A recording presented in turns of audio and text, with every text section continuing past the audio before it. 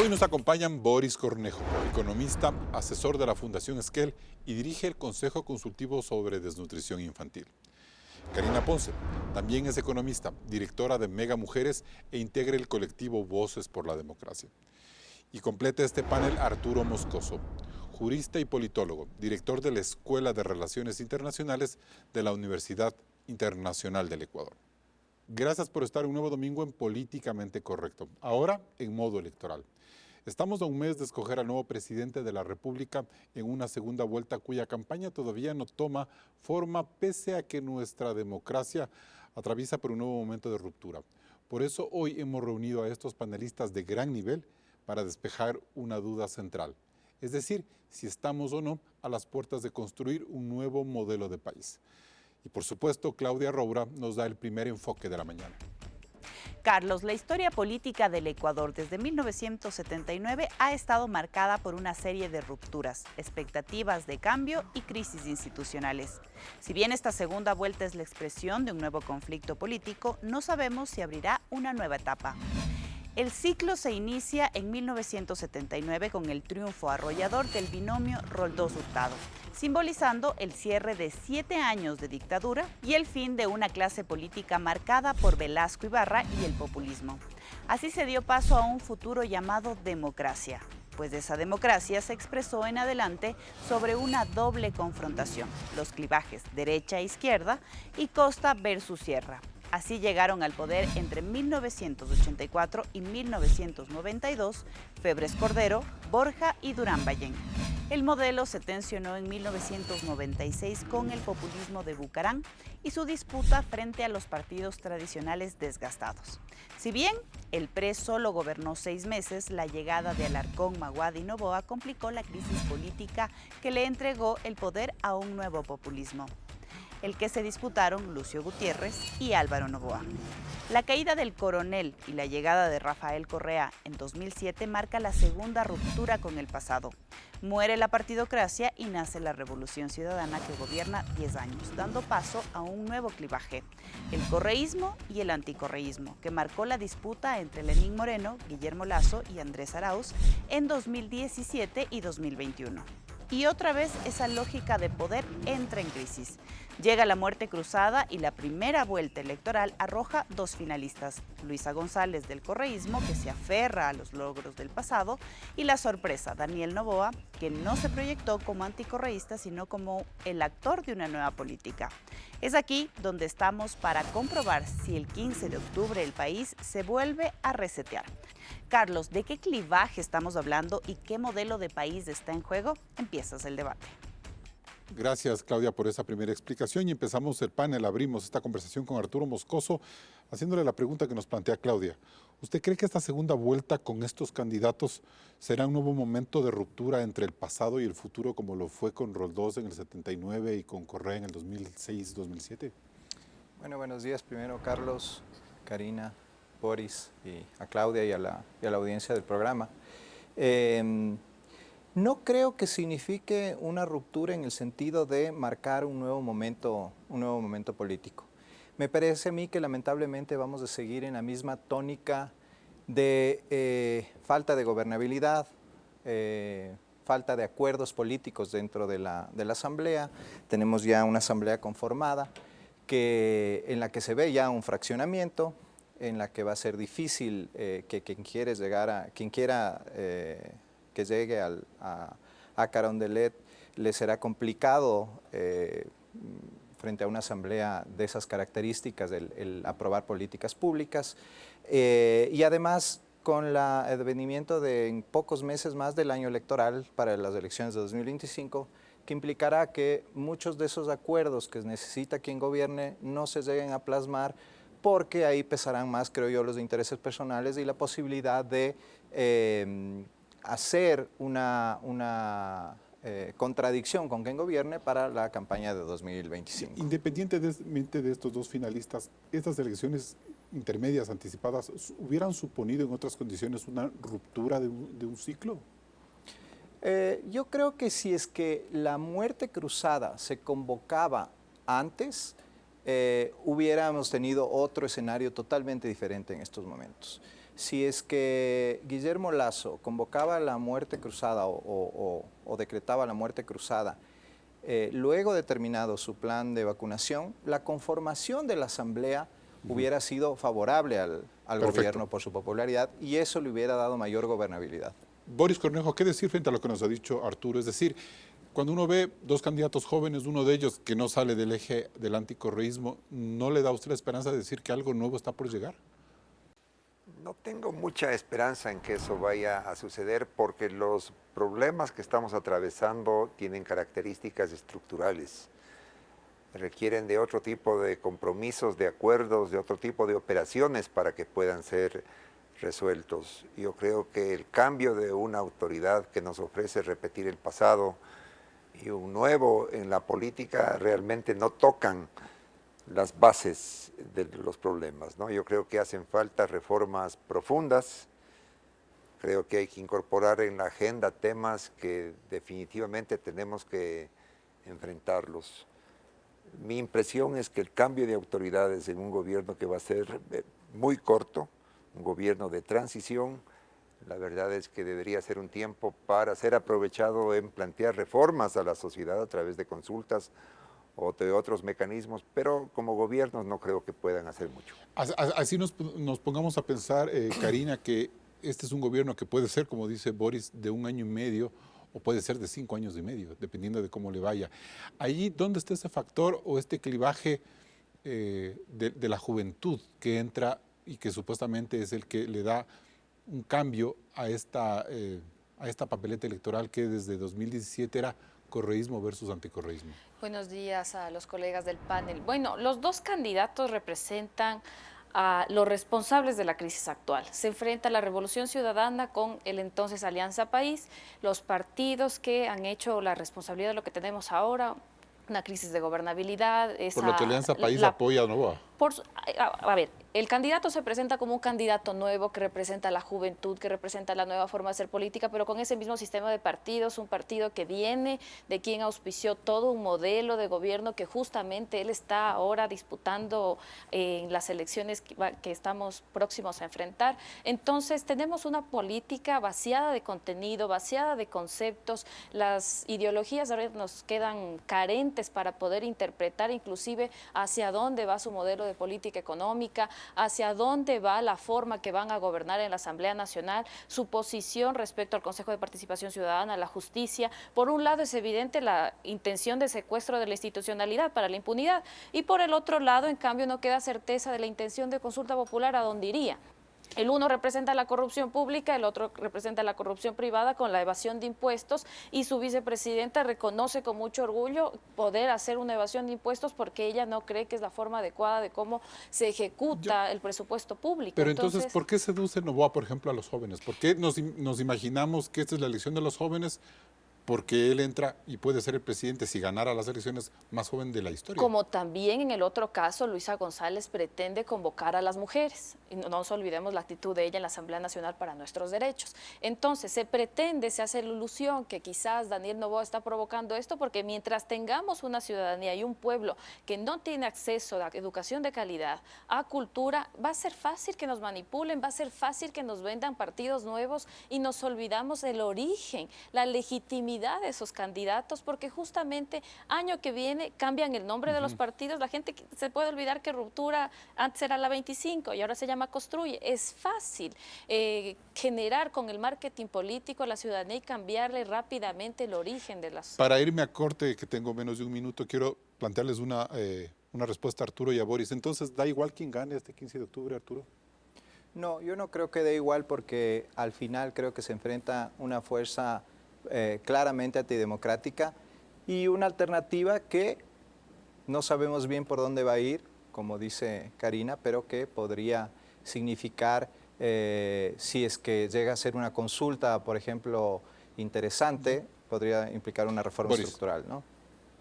Claro, frente al futuro uno debería apostar por la esperanza, digamos, ¿no? Por alguna cosa que sea nueva, pero apostar por algo que de alguna manera ya vimos, no pudo resolver los temas, más bien planteó fracturas adicionales.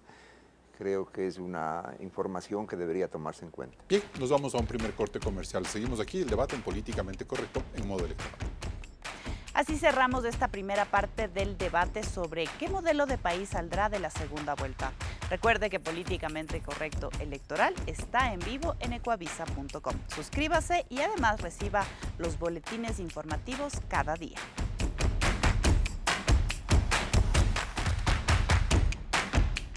Seguimos en Políticamente Correcto. Para volver un poco a su reflexión inicial, Karina, ¿está superado este momento entonces del clivaje correísmo-anticorreísmo como muchos estrategas suponen? A ver, yo creo que en alguna parte de la población, por ejemplo, yo estoy cansada de eso. A mí ya me gustaría que el país comience a discutir respecto de si nos incorporaríamos a las BRICS, qué va a pasar con cómo va avanzando el mundo, la inteligencia artificial, el multiverso. Afuera se hablan otros temas y nosotros aquí estamos hablando de fusión a un personaje que nos tiene pendiente todo el país si quiere volver, si no quiere volver. Pero usted en el bloque anterior más o menos decía que ese es el gran problema todavía de la democracia. Porque le ponemos atención a eso y porque la agenda se concentra en función de ello y porque los actores justamente que se están lanzando a candidatos a la presidencia no representan un proyecto, representan personas, caciques, dueños de partidos que generan la manipulación del electorado. Pero eso funciona mucho más, o sea, funciona con más fuerza quizás si dejáramos de hablar de esos protagonistas, porque ¿qué sacamos ahorita de decir? No hablemos de ellos, pero en el Consejo de Participación Ciudadana, en la Corte Constitucional, en el Tribunal Contencioso Electoral, siguen esas lógicas replicándose. Y qué mejor que no se hable de ellos para que ellos sigan trabajando con tranquilidad. Una cosa es ignorar y permitir a través de la impunidad que se secuestren las instituciones y otra cosa es cómo permitimos que una señora Diana Tamait haga lo que hace con el sistema electoral, el enriquecimiento ilícito y cómo el mal financiamiento de la política pasa al amparo de todos los ecuatorianos y ella no lo ve, el Pleno del Consejo Nacional Electoral no lo ve. Entonces comencemos a investigar el financiamiento de la política, determinemos las mafias que están financiando y a qué actores representan y ahí es como vamos desnudando los intereses particulares de las organizaciones políticas y diciendo para que la ciudadanía pueda elegir. Esto es lo que representan, esto es lo que está detrás disputándose fuera de estos proyectos, pero si toda una organización política y la crítica también es aquí a los militantes de esta organización política y la de Noboa también, que giran el proyecto alrededor de una persona. ¿Es que acaso la política es de ideales o es de personas, es de proyectos o es de caciques? Y Arturo, en ese sentido, las rupturas que ha vivido la democracia desde el 79 para acá y con estos grandes periodos de expectativa y de esperanza, ¿tienen esos ingredientes que dice Karina y que se rompieron en algún momento? Bueno, es que, a ver, creo que el país es nuestro país es muy amigo de los caudillismos, ¿no? Y creo que la política se ha construido en el último periodo democrático a través de los grandes caudillos, ¿no? Creo que quizá partidos conformados programáticamente tuvimos en las dos primeras elecciones del periodo democrático. De ahí empezaron a convertirse en maquinarias electorales dirigidas de forma vertical, ¿no?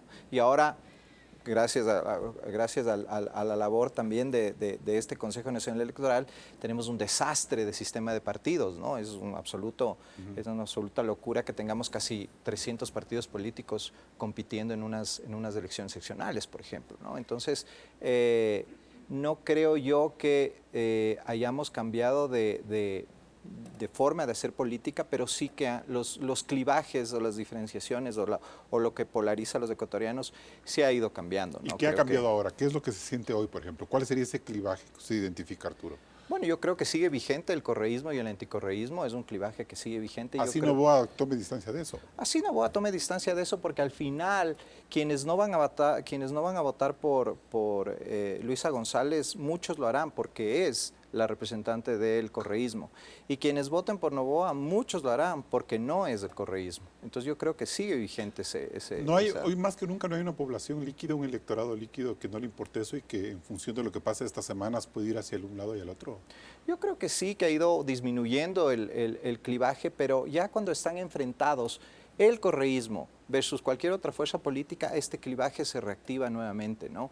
Y además a esto hay que agregarle que no solo es el correísmo el anticorreísmo, es una fuerza antidemocrática, como ha demostrado durante su ejercicio del poder y como sigue demostrándolo cuando quiere tomarse instituciones, cuando quiere destituir a la fiscal, cuando quiere revisar las actuaciones de la Corte Constitucional, etcétera, versus una expectativa de algo diferente, ¿no? Ya. Y en ese sentido, Boris, entonces el clivaje ahora podría ser, no sé, democracia versus autoritarismo, democracia versus, no sé, cooptar, verticalismo. ¿Cómo entender eso? Yo lo que creo que está sucediendo es que por el sistema político que tenemos, se ha dado a que se fortalezcan esas viejas expresiones antidemocráticas, como puede ser el caudillismo, como puede ser en estos poderes regionales, estos políticos que son elegidos por fuera de los partidos, la ausencia de ideologías estructuradas, digamos, de liderazgos nacionales. En ese sentido, yo creo que lo que es urgente es identificar temas de agenda nacional, por ejemplo. Sí, pero antes de irnos a ese tema, le quiero plantear una cosa.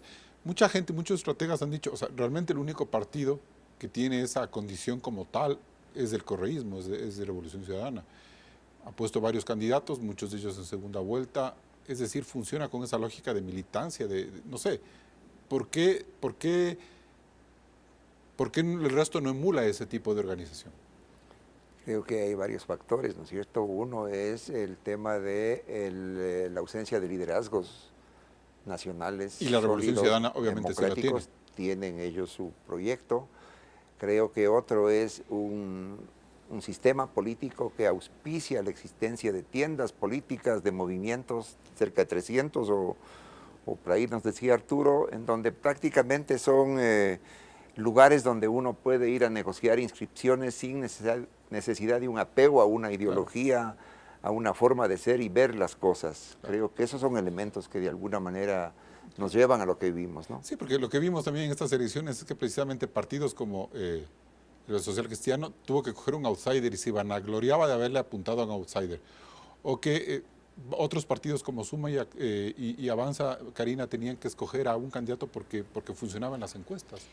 Y hay algo adicional que quisiera agregar de lo que dijo Arturo, y es que el Código de la Democracia, cuando se genera una alianza, lo reconoce como una nueva organización política. Tenemos más de 300, pero tenemos más de 800 en momento de elecciones, porque se generan alianzas. Yo ahí sí discrepo al pensar que la Revolución Ciudadana sí opera como un partido, quizás tiene una militancia sólida, sin lugar a dudas, tienen un electorado muy fiel. ¿Saben a pero dónde van, a la interna, la señora llegan? Luisa González se presentó a elecciones primarias. Yo no recuerdo el contrincante o la elección primaria que se haya realizado. Para la selección de dignidades a la Asamblea Nacional, asambleístas nacionales, yo no recuerdo que hayan realizado un proceso de democracia interna.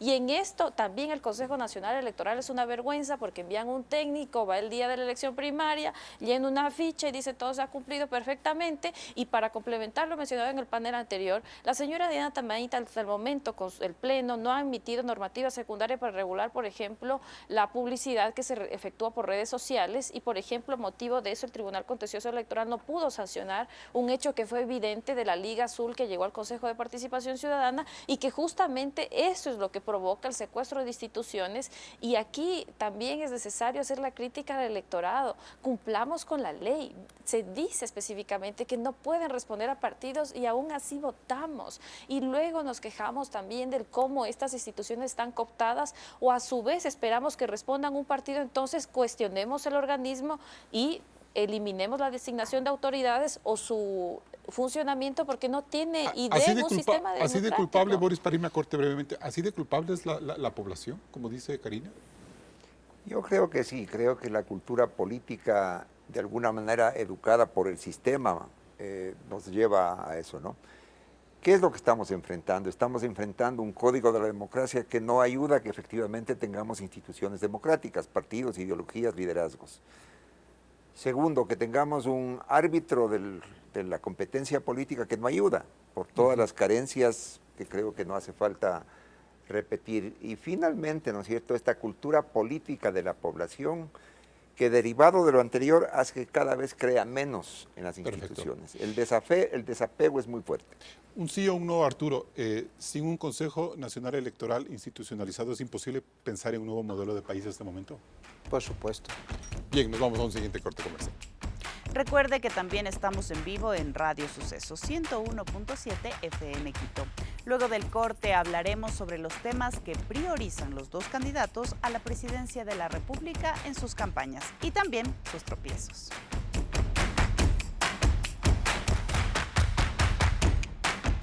$13 millones de ecuatorianos tendrán la responsabilidad de escoger este 15 de octubre a un nuevo presidente de la República. Y aunque la inseguridad es ahora el principal problema, cabe reflexionar sobre el modelo de país que todos necesitamos. Veamos.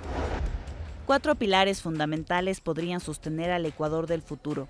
El problema es que los candidatos presidenciales no tienen una sólida respuesta a estas necesidades. Por ejemplo, la lucha contra el hambre y pobreza es el drama social más urgente de resolver. Según reportes de UNICEF y del Consejo Consultivo en contra de la desnutrición infantil, este problema se agravó en las últimas 2 décadas.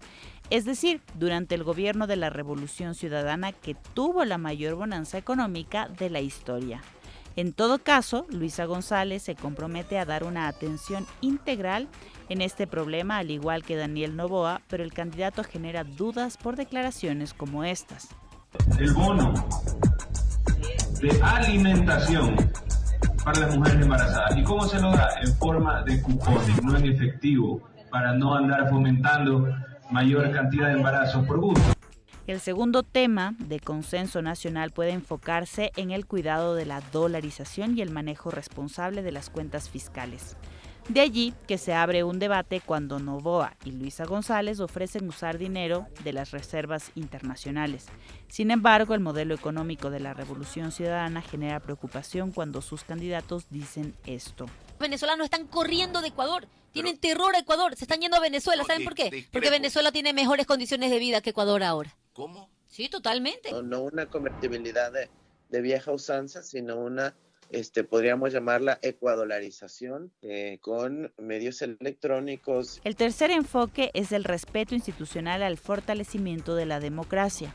Por eso llama la atención que los dos finalistas no se pronuncien, por ejemplo, ante el comportamiento del Consejo de Participación Ciudadana y la Judicatura y sus ataques a la Fiscalía y la Corte Constitucional. Finalmente está el eje del empleo y la producción.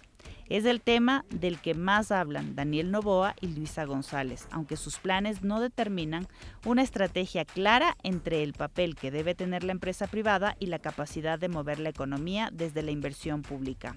Y sobre ello, proponer reformas legales, estrategias tributarias, subsidios y el pago de la deuda a la seguridad social. ¿Es posible construir un modelo de país sobre estos acuerdos mínimos y sobre los planes de trabajo de los candidatos? Carlos, continúas.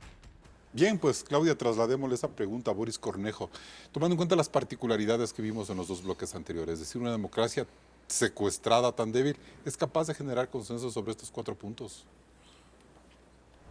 Con algunos de ellos creo que sí, costará trabajo, pero hay algunas evidencias que nos permiten mirar alguna luz en el túnel.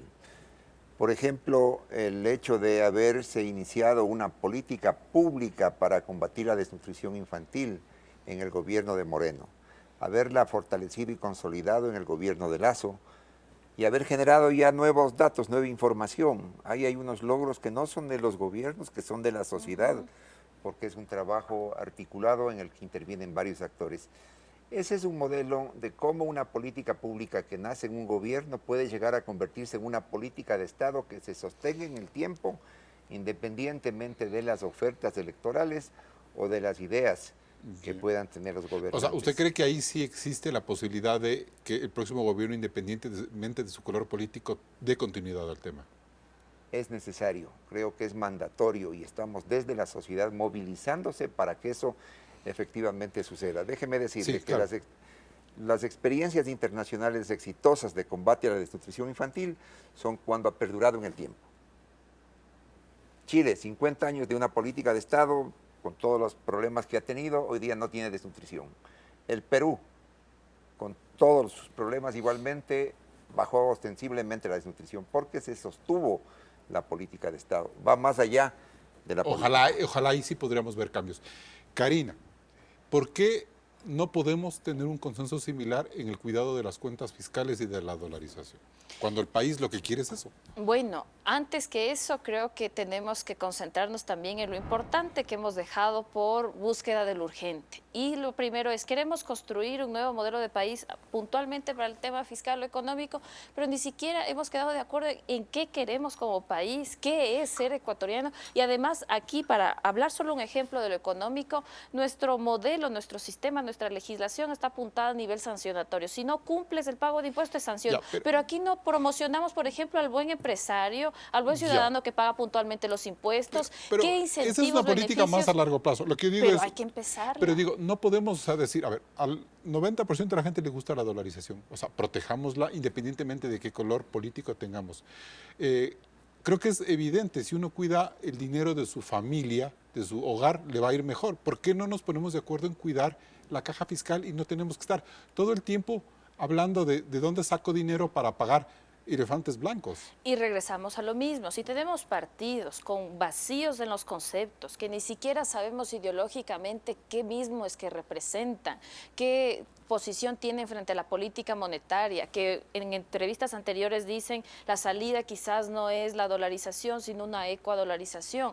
Luego escuchamos a la otra candidata que tiene sus críticas ante la dolarización también. Tenemos partidos sin conceptos, sin definiciones claras de sus valores. Dicen y lo que se les ocurre. Por supuesto, cuando llegan a subir la presidencia, se les ocurre una tercera opción y nos van a salir con el Bitcoin. Entonces, si los ciudadanos no exigimos con mayor fuerza que tengan definiciones claras sobre las principales preocupaciones, política monetaria, política fiscal, económica, internacional, para que mañana no nos sorprendan reconociendo un gobierno autoritario, entre otras cosas. Bueno, entonces, Arturo, ¿qué vemos ahí?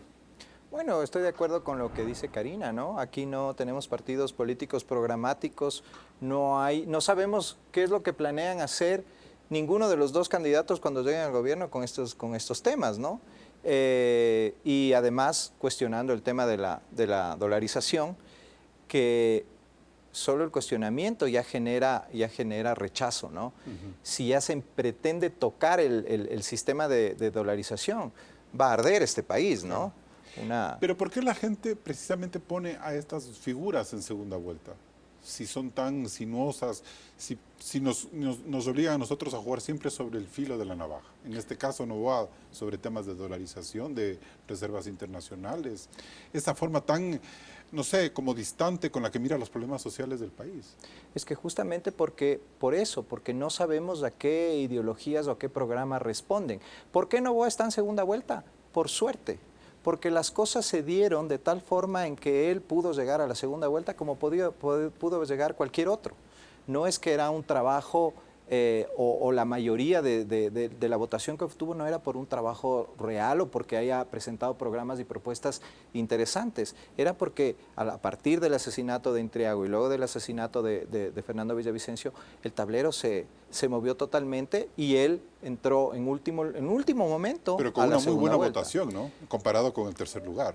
Pero igual, o sea, no, es una buena votación relativamente porque estamos hablando de algo más del 21%. Y son 700.000 votos de diferencia versus al tercer lugar. Sí, pero lo que yo digo es que podía haber sido Topic o podía haber sido otro, ¿no? Entonces, y en el caso del correísmo de Luisa González, no importa la candidata, no importa quién esté ahí, es el correísmo. Eso es lo que importa, es quién decidió el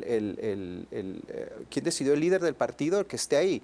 Porque podía haber sido Perico de los Paletos el que esté ahí y hubiera tenido la misma votación. Porque además Luisa González es una pésima candidata.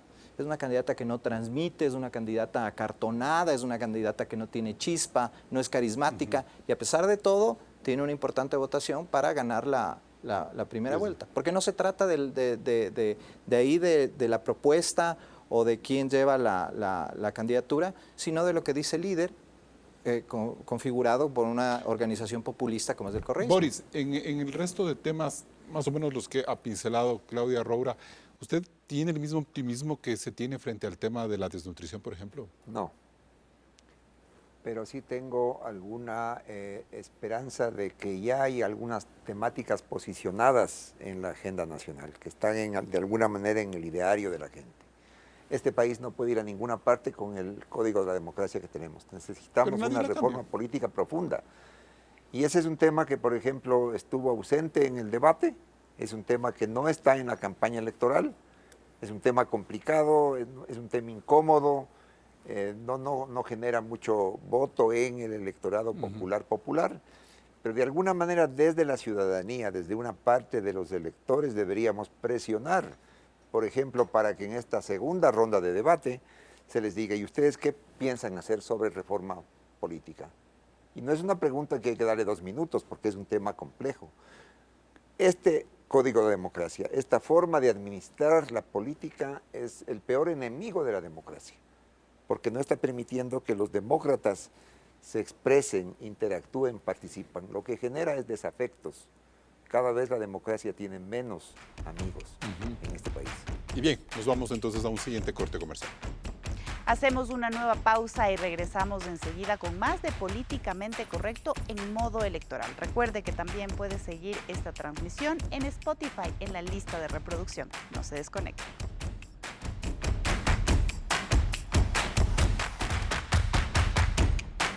Seguimos en Políticamente Correcto en modo electoral. Arturo Moscoso, un país que no resuelva este momento la gran amenaza del narcoestado no puede trazar entonces la idea de un nuevo modelo, así como dijimos hace un momento, si no se reforma el Código de la Democracia. Sí, por supuesto. La penetración del narcotráfico y del crimen transnacional creo que es el principal problema del país en este momento. Estamos perdiendo las riendas del Estado. Estamos en camino de convertirnos en un Estado fallido, en donde el Estado es incapaz de controlar y de brindar servicios y seguridad a la gente. Entonces, ese es el principal problema a abordar. Y si ese problema no se lo aborda desde una perspectiva integral, en donde toda la clase política, o al menos la clase política medianamente democrática, se una a esa lucha, a ese proyecto, no vamos a llegar a ningún lado. Pero, Arturo, y en ese sentido, entonces, ¿por qué precisamente este tema se apaga en la segunda vuelta? Es como que si Noboa y Luis hubieran bajado el switch de ese tema, y no están hablando de eso. La gente se cansó del tema, se asustó, les es incómodo. Yo creo que ahí hay 2 cosas. Una, ¿por qué le fue mal a Topic al final? Creo que su campaña era demasiado negativa en relación a la percepción ciudadana, y lo que la gente quería escuchar eran cosas positivas, ¿no? Y su campaña se volvió muy oscura. Y creo que eso termina cansándole a la gente, ¿no? Creo que la gente busca algo que le dé esperanza, algo que le dé una luz. Y en el tema ya más coyuntural, puede ser por miedo también. Recordémonos que fue un candidato asesinado pocos días antes de las elecciones, ¿no? Entonces, bien podría ser que haya miedo también de enfrentar directamente o decir directamente cómo se va a enfrentar este problema. Karina, si el nuevo modelo entonces que debería pensar el país parte por lo político, ¿por qué los candidatos no están hablando de eso? No se les escucha. Porque lo que menos hay es democracia en los partidos. Pidámosle al Consejo Nacional Electoral que ojalá tenga las directivas nacionales de los partidos, no las hay. Las asambleas de los partidos, la dirigencia local, para completar las listas y los candidatos, casi los 2 últimos días del registro, la gente lo que más hace es llamar a la prima, a la tía, a la esposa del que no puede por ahora porque está con pensión de alimentos y por tanto no se puede registrar. Entre otras cosas, si no tenemos práctica política dentro de los partidos, ¿cómo vamos a tener política hacia afuera? Si los partidos, que son los que tienen que convocar la generación de propuestas, de alternativas, de escuchar a la gente, no le escuchan y ellos se reúnen, el círculo chico, a definir por dónde es que tiene que ir el país, qué es lo que se alinea a mis intereses, si me acojo estas instituciones, manejamos la impunidad, si hago la vista gorda en aduanas, hago pactos con este tipo de empresas, organizaciones, las mafias. Si esas son la forma de cómo opera la política, obviamente los ciudadanos vamos a estar esperando, claro, insistiendo, demandando, ¿qué fue? Porque ¿cuándo? Además no hablan de violencia y no se pronuncian sobre todas estas tensiones entre Consejo de Participación Ciudadana, Judicatura, Fiscalía, Corte Constitucional. Tiene que fallecer un candidato presidencial para que comiencen a cambiar la tónica del discurso de seguridad. Tiene que salir el señor Allen Berbera para intentar bajarse la Corte Constitucional, porque así es, para que recién la gente, la opinión pública, diga, pero los candidatos hacen silencio frente a eso, no dicen yo nunca permitiría o rechazo ese tipo de conductas, es como yo ni me enteraba. Perfecto. Boris, usted decía hace un momento y me pareció interesante lo que planteó, algo muy práctico, es decir, el debate presidencial del 1 de octubre. Usted mencionó algo de reforma política. Hay que replantear totalmente ese debate, tomando en cuenta de que la gente sí vio el debate y sí votó por alguien por su desempeño en el debate. Claro, yo lo que creo que hay que hacer es un cambio estratégico, ¿no? No solamente preguntarle al candidato qué es lo que quiere decirme, sino decirle al candidato qué es lo que los ecuatorianos estamos planteando. Yo les diría a los candidatos, por ejemplo, por mi condición, por el liderazgo que pueda tener, ¿qué están ustedes pensando sobre la reforma política? ¿Es posible construir democracia con el actual Código de Democracia?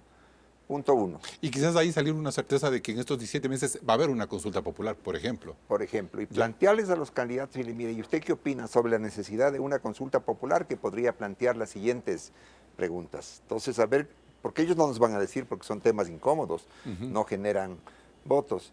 ¿Qué hacemos con la justicia?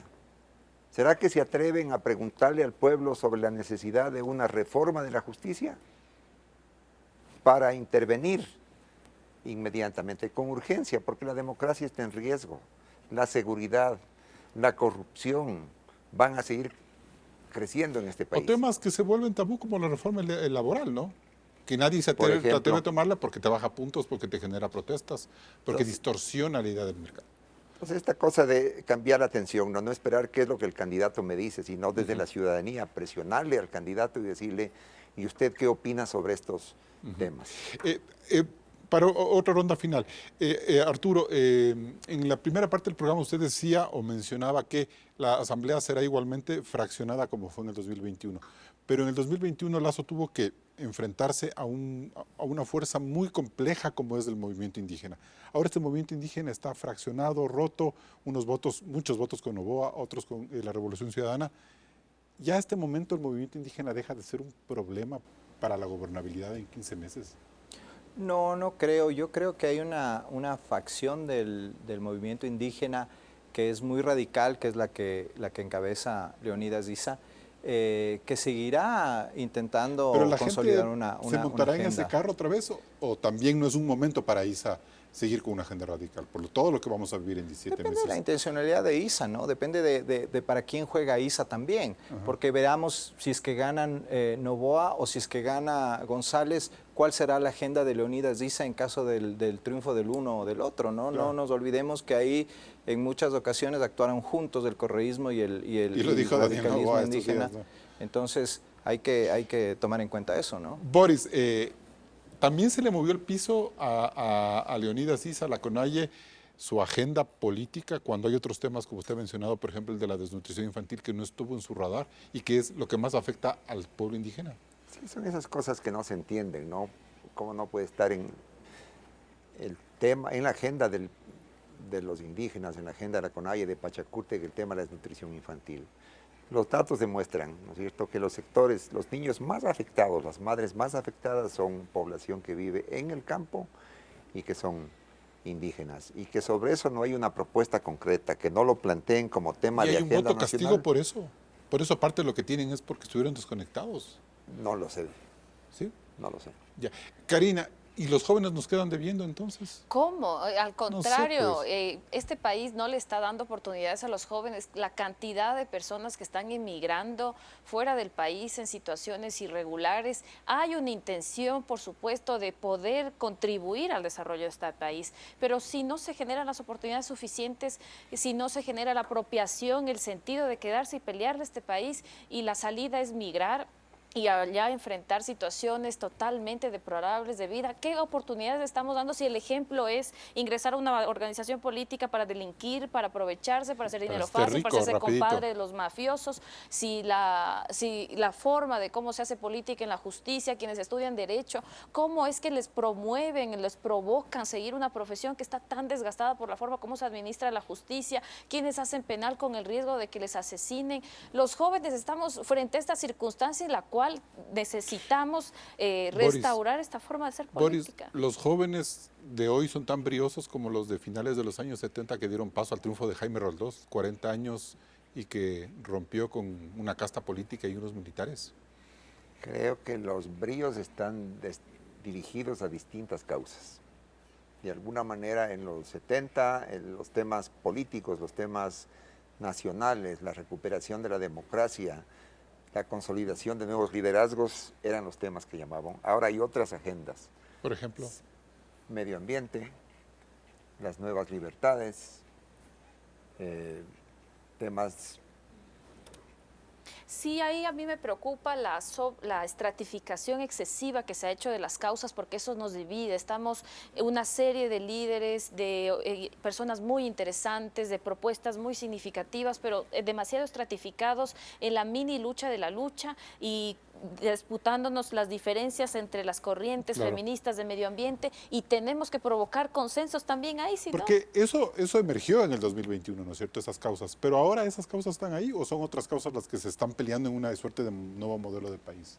No, yo creo que esas causas están presentes, pero como dice Karina, creo que están divididas, ¿no? Y creo que tiene mucho que ver aquí esta concepción identitaria de la política, ¿no? Esta concepción de polarizadora de transformarnos en tribus, ¿no?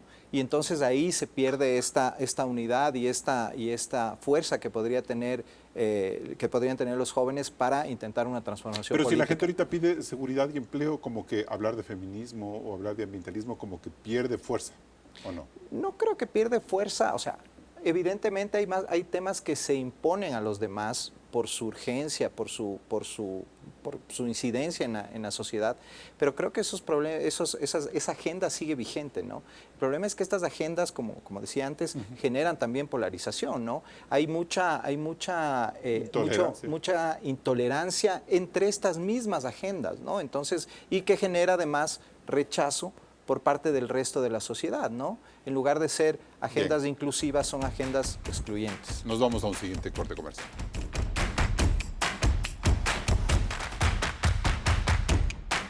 Entramos en la etapa de conclusiones. Karina Ponce, ¿es políticamente correcto suponer que de esta segunda vuelta saldrá un nuevo modelo de país? No así de rápido, más bien la invitación es que seamos políticamente incorrectos. El país necesita acción inmediata de los ciudadanos, las ciudadanas, y impulsar la reforma política, cambiar el sistema de partidos para cambiar la legitimidad de origen de los candidatos que terminan siendo quienes administran la política pública, el legislativo, y sobre todo la reforma necesaria al sistema de justicia con depuración en la policía, Fuerzas Armadas, aviación y los puertos. Arturo Moscoso. No creo que sea viable si es que no se llega a un acuerdo, a un gran acuerdo en donde los políticos, la clase política, deponga sus intereses particulares y empiece a pensar en el país. Terminar con esa cortedad de miras y ver a largo plazo. Lamentablemente las probabilidades de que esto suceda son muy bajas porque, como estamos viendo y vemos todos los días, nuestra clase política piensa más en sí mismos que en un proyecto de país. Boris Cornejo, ¿qué es lo políticamente correcto? Entender que estamos topando fondo, que estamos en un proceso de crisis profunda, y frente a eso tenemos que ir en búsqueda de esos consensos, de esos acuerdos mínimos. ¿En torno a qué temas? Cambiemos las reglas para que la política funcione en beneficio de la ciudadanía, de la democracia, y no en beneficio de ellos mismos. Reformemos la justicia para tener paz, para tener seguridad, para poder pensar en el futuro, y finalmente promovamos políticas incluyentes que nos ayuden a resolver los temas de inequidad del Ecuador. Y bien, a lo largo de este programa hemos visto que mientras no existe una clara conciencia de que la democracia y nuestras instituciones están debilitadas y prácticamente cooptadas por las mafias y el crimen organizado, no podremos ilusionarnos con un nuevo modelo de país moderno, libre y plural. Hay demasiados desafíos por derrotar: la desnutrición infantil, el equilibrio económico, el empleo. Pero nada de esto será posible si la clase política no entiende que solo fortaleciendo y limpiando la democracia, los caminos podrán llegar a buen puerto. Este 15 de octubre quizás sea la última oportunidad para inyectar algo de esperanza a un país con tantas sombras y sobresaltos. Hasta el próximo programa. Así cerramos este debate de políticamente correcto electoral. Siga la cobertura de los comicios en Ecuavisa en todas las pantallas. Además, puede recibir el newsletter Código Roja. Se puede suscribir en ecuavisa.com. Nos volvemos a encontrar el siguiente domingo.